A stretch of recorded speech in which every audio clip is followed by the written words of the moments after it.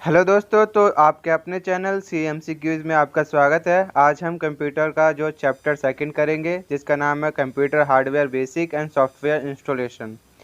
तो पहला टॉपिक इसमें आ जाता है आपका इंट्रोडक्शन टू कंप्यूटर हार्डवेयर कि हार्डवेयर होता क्या है। तो दोस्तों, hardware in the computer world refer to the physical component that make up a computer system. दोस्तों, हार्डवेयर को कंप्यूटर की दुनिया में हम फिजिकल कंपोनेंट के रूप में रेफ़र करते हैं, जो क्या करता है, एक सिस्टम को बनाने में हमारी मदद करता है। यानी कि जितने भी कंपोनेंट हो गए वो सारे आपके हार्डवेयर होते हैं कंप्यूटर में, जो कंप्यूटर के सिस्टम को बनाने में मदद करता है। सेकंड जो इसका टॉपिक आ जाता है वो आ जाता है hardware device control by the instruction given by the software. क्या कह रहा है दोस्तों कि आपका जो जितने भी हार्डवेयर डिवाइस होते हैं कंप्यूटर की दुनिया में उन सबको कंट्रोल करता है इंस्ट्रक्शन के थ्रू, सॉफ्टवेयर के थ्रू। यानी उन सबको कंट्रोल किया जाता है सॉफ्टवेयर के इंस्ट्रक्शन के थ्रू। तो ये दो जो टॉपिक है वो बहुत ही इम्पोर्टेंट है दोस्तों। मैंने इसमें बहुत ही शॉर्ट कर रखा है चैप्टर को, इतना शॉर्ट कहीं भी नहीं मिलेगा आपको किसी भी यूट्यूब चैनल पे। तो दोस्तों ध्यान से देखें, बहुत ही शॉर्ट है क्योंकि चैप्टर बहुत लेंदी है। मैंने यहाँ पे बहुत ही शॉर्ट करके आपको सारा का सारा चैप्टर एकदम से समझा रखा है, तो ध्यान से देखिए।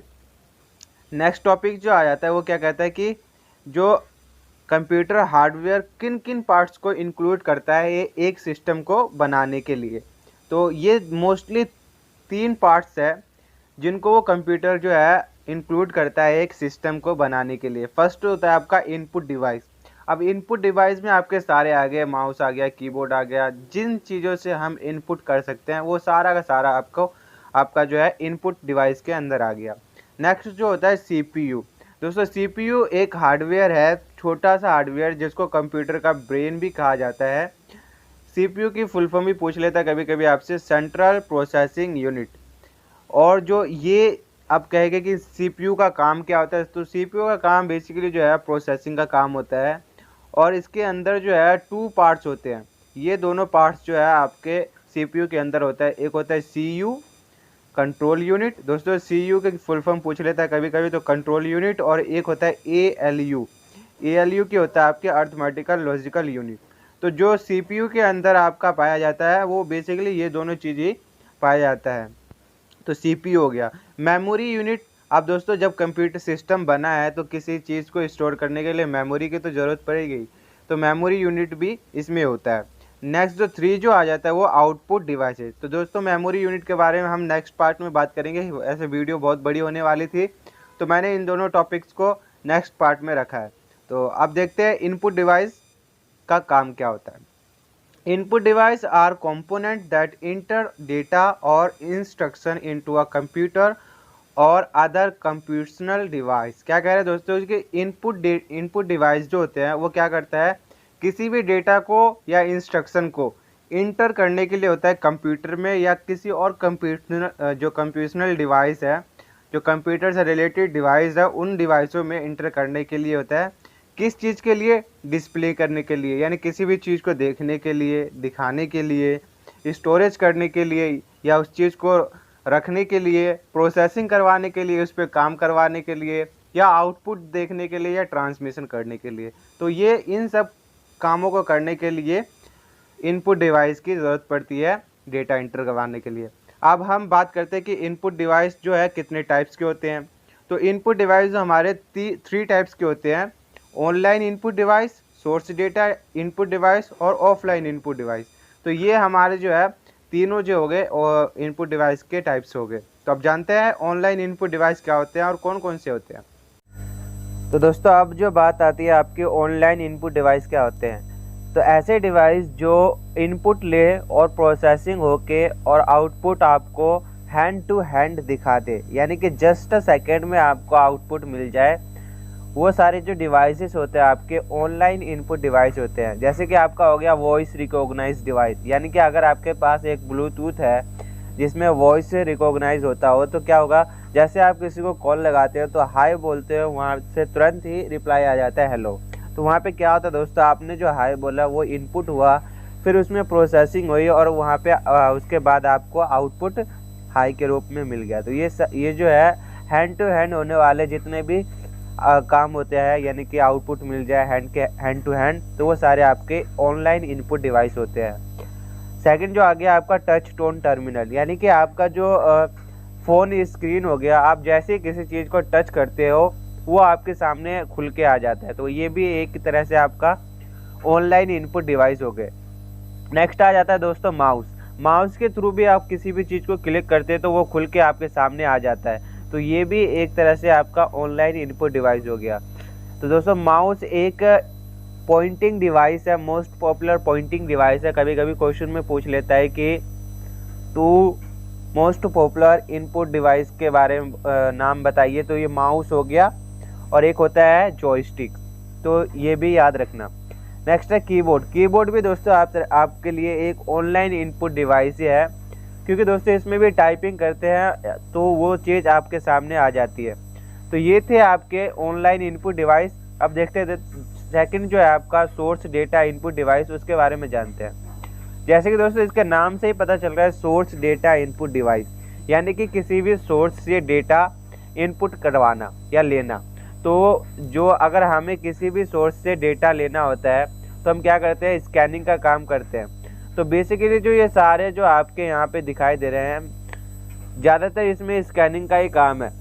तो स्कैनर तो आपका सिंपल से नाम से ही पता चलता है दोस्तों कि स्कैन करता है किसी भी चीज़ को और आपके कंप्यूटर में वो सारी चीज़ें शो हो जाती है। सेकंड जो आता है आपका OMR। दोस्तों ये जो तीन है इसके फुल फॉर्म पूछ लेता है कभी कभी। तो OMR जो होता है आपका ऑप्टिकल मार्क रीडर, ये भी स्कैनिंग का काम करता है। यानी कि जब आपका MCQs क्वेश्चंस होते हैं, मल्टीपल चॉइस क्वेश्चन होते हैं एग्ज़ाम में, तो उस सीट को जो चेक करने का काम करता है वो OMR के थ्रू ही किया जाता है। OCR हो गया आपका ऑप्टिकल कैरेक्टर रीडर, इसका भी यूज़ कैरेक्टर को रीड करने के लिए किया जाता है। D जो है वो आपका है MIRC magnetic ink character reader. दोस्तों इसका यूज़ बेसिकली जो है बैंक में यूज़ किया जाता है इसका, जो बड़े बड़े चेक्स होते हैं उसको रीड करने के लिए। जॉयस्टिक जो है आपका एक तरह से पॉइंटिंग डिवाइस है, जो बेसिकली इसका यूज़ जो होता है वो गेम खेलने के लिए होता है। ट्रैक बॉल दोस्तों माउस के जैसा ही होता है, यानी कि ओल्डेस्ट वर्जन समझ लो इसके माउस का। इसके ऊपर एक गोल सा बॉल लगा होता है और उसको घुमाने से नीचे ऊपर का सारा काम होता है। तो ये जो ट्रैक बॉल हो गया। लाइट पेन सेम एज आपका पॉइंटिंग डिवाइस है, इसमें भी सेम माउस के जैसा ही काम होता है और कुछ भी लिख सकते हो आप माउस लाइट पेन यानी पेन के थ्रू। डिजिटाइज टैबलेट और ग्राफिक्स टैबलेट। तो दोस्तों टैबलेट के बारे में आप जानते हो कि यहाँ पे टच करते ही सारा कुछ आप स्कैन कर सकते हो कैमरा के थ्रू। ग्राफिक्स तो ये सारा कुछ यहाँ पे हो गया। OBR आ जाता है एक और, इसका ऑप्टिकल बार्क रीडर, यानी कि इसको बार जो होते हैं कई प्रोडक्ट के ऊपर उन सबको स्कैन करने के लिए इसका काम किया जाता है। दोस्तों ये बेसिकली जो हाथों में रहता है तो इसको हैंडलेड रीडर भी कहते हैं। तो ये OBR है आपका ऑप्टिकल बार्क रीडर। अब आ जाता है दोस्तों ऑफलाइन इनपुट डिवाइस। तो ऑफलाइन इनपुट डिवाइस क्या होता है दोस्तों कि जैसे कि आपने किसी चीज़ को स्टोर कर लिया, फॉर एग्जांपल आपका SD कार्ड हो गया। तो SD कार्ड जो है आपका ऑफलाइन इनपुट डिवाइस में आता है कि उसको एग्जीक्यूट करवाने के लिए आपको किसी कनेक्शन की ज़रूरत नहीं पड़ेगी कि आपको नेट चाहिए या कुछ किसी और चीज़ की ज़रूरत पड़ेगी। तो ये ऑफलाइन जो होते हैं यानी कि आप कभी भी इसका यूज़ कर सकते हो एज अ फीचर। तो इसमें हो गया आपका कार्ड हो गया, टेप हो गया, मैग्नेटिक टेप हो गया, फ्लॉपी हो गया, आपका जो डिस्क ड्राइव है, वो सारे क्या हो जाएंगे आपके ऑफलाइन इनपुट डिवाइस में आ जाएगा। अब आ जाता है दोस्तों आउटपुट हम दो तरह से ले सकते हैं। आउटपुट की बात आगे तो पहला जो ले सकता है आउटपुट, एक तो होता है सॉफ्ट कॉपी, सेकंड क्या है हार्ड कॉपी। तो पहले सॉफ्ट कॉपी के बारे में जान लेते हैं कि सॉफ्ट कॉपी किस तरह से लिया जा सकता है। तो दोस्तों सॉफ्ट कॉपीज तो हम सिर्फ देख सकते हैं। तो जो हमारा कंप्यूटर का स्क्रीन होता है, जैसे कि मॉनिटर हो गया आपका, तो या फिर ऑडियो के थ्रू या वीडियो के थ्रू, तो उनको क्या है सिर्फ हम वॉच कर सकते हैं, देख सकते हैं। तो वो जो हमारे सॉफ्ट कॉपीज आउटपुट हो गए, यानी कि सॉफ्ट कॉपी में हमें दिखने लगे। तो यहाँ पे मॉनिटर के बारे में थोड़ी सी जानकारी आपको लेनी चाहिए, क्योंकि इसमें थोड़ा सा दिया गया है। आपसे ज़्यादा कुछ नहीं पूछेगा, फुल फॉर्म पूछ लेता है कभी कभी, और कुछ ज़्यादा इसमें से नहीं आता। तो फुल फॉर्म देख लेते हैं। मॉनिटर जो है उसमें यूज़ होता है आपका वीडियो यानी कि विजुअल डिस्प्ले यूनिट। तो दोस्तों वीडियो की फुल फॉर्म याद रखना, विजुअल डिस्प्ले यूनिट। और जो दो तरह से, पहले तो थे कैथोड रे ट्यूब, फिर आया फ्लैट पैनल डिस्प्ले। तो दोस्तों पहले जो आप कहते हो, आजकल जो कहते हो डब्बा टीवी है, तो वो वाले पहले कैथोड रे यूज़ करते थे। अब जो है फ्लैट पैनल डिस्प्ले आ गया जो पूरा चपटा सा होता है और आपको वहाँ पे सारा कुछ दिख जाता है। तो दोस्तों इसमें दो फुल फॉर्म याद रखने की ज़रूरत है आपको, LED और LCD।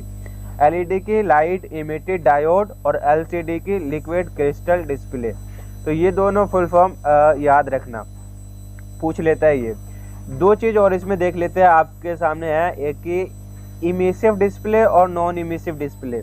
इमिसिव डिस्प्ले होता है आपका जिसमें इलेक्ट्रिसिटी एनर्जी को लाइट में कन्वर्ट कर दिया जाता है, यानी जब हम इलेक्ट्रिसिटी देते हैं तो वो क्या होता है, लाइट में करके और हमें डिस्प्ले करवाता है जो हम देखना चाहते हैं। लेकिन नॉन इमिसिव डिस्प्ले जो होता है वो ऑप्टिकल इफेक्ट को क्या करता है, सनलाइट और लाइट फ्रॉम ग्राफिक्स में चेंज कर देता है। यानी कि आजकल जो है ऑप्टिकल इफेक्ट देने पे ही आपका सारा ग्राफिक्स दिखने लगता है, गेम्स जो आप खेलते हो वो सारा कुछ है यहाँ पे हो जाता है।